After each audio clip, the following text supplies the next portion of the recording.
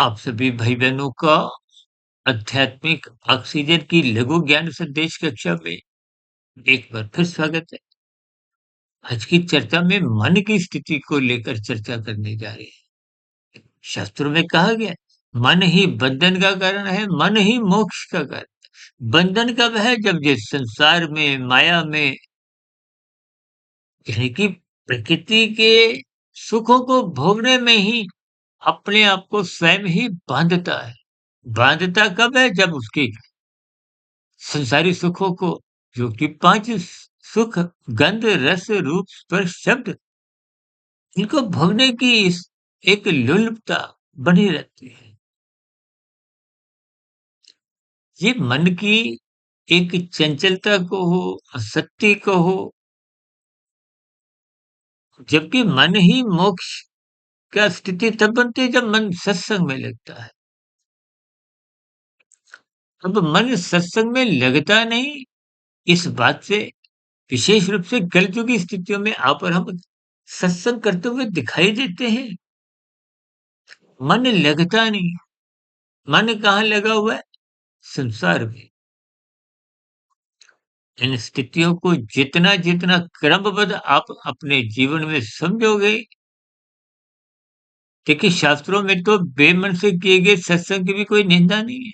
जैसे play school में बच्चा रोते धोते जाता है, ऐसी स्थितियों में मनुष्य सत्संग में आरंभिक स्तर पर रोते धोते ही जाता है। जब निरंतर ये सत्संग में स्थितियां बनने लगती हैं, तो रोना धोना धीरे धीरे क्रमशः कम होता है, फिर बंद हो जाता है। जैसे बच्चा देखिए तीसरी पांचवी कक्षा में जाता है, तो उसका रोना धोना तो बंद हो चुका होता है।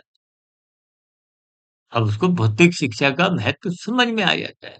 जैसे इंसान का मन जब सत्संग में तब लगता है जब उसको परमात्मा का एक विशेष ज्ञान आंशिक स्तर पर रुक जाता है, मिल जाता है, उस बात को वो स्वीकार करता है। हालांकि शास्त्रों में बेमन से किए गए सत्संग की भी निंदा नहीं है। इसलिए मन को परखिए। मन को बुद्धि ही समझा सकती है। इसलिए बुद्धि को मन के ऊपरी एक बॉस कहा गया। और बुद्धि सात्विक विवेक शक्ति युक्त होगी तभी मन को समझा सकती है। और ये स्थितियां तब बनती है जब निरंतर बुद्धि को सत्संग रूपी खुराक मिलती है। बुद्धि ब्रह्म मुहूर्त में उठने का एक निर्णय ले लेती है, तो फिर स्थितियां सात्विक बनती है। ब्रह्म मुहूर्त में उठने वालों का दिन में राजसी स्थितियां एक मर्यादित रहती है। क्यों? क्योंकि मन नियंत्रण में आ गया। मन नियंत्रण में आते ही स्थूल शरीर नियंत्रित होता है। इंद्रियां आवारागर्दी नहीं करती।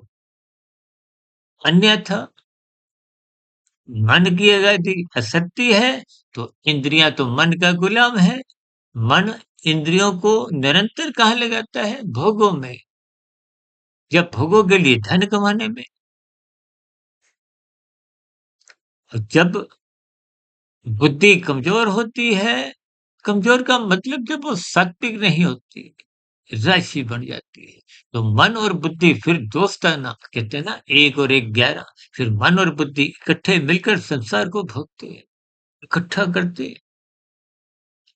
और जहाँ कहीं मन और प्रभावशाली ढंग से, कहते हैं ना, एक मनपसंद स्थितियां हो तो राशि है, एक मन मर्जी की स्थितियां।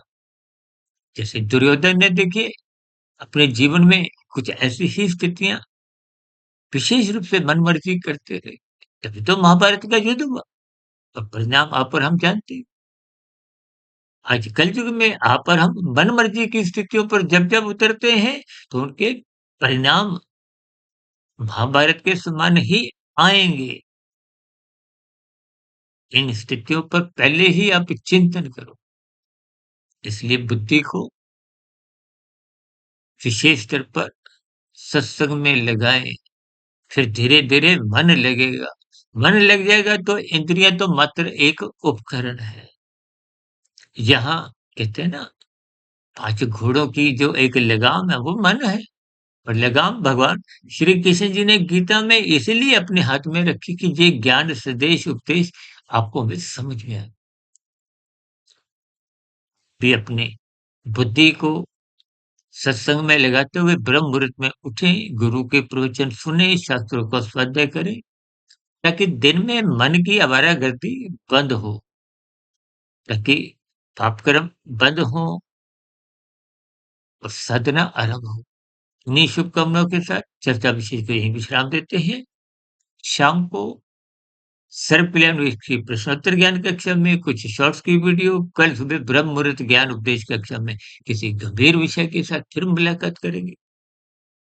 तब तक आप अपने आध्यात्मिक मित्र सुधीर भाटिया फकीर को इजाजत दें। वीडियो संबंधित आपके प्रश्नों, सुझावों और शिकायतों का नीचे कमेंट्स बॉक्स पर सदा ही स्वागत है।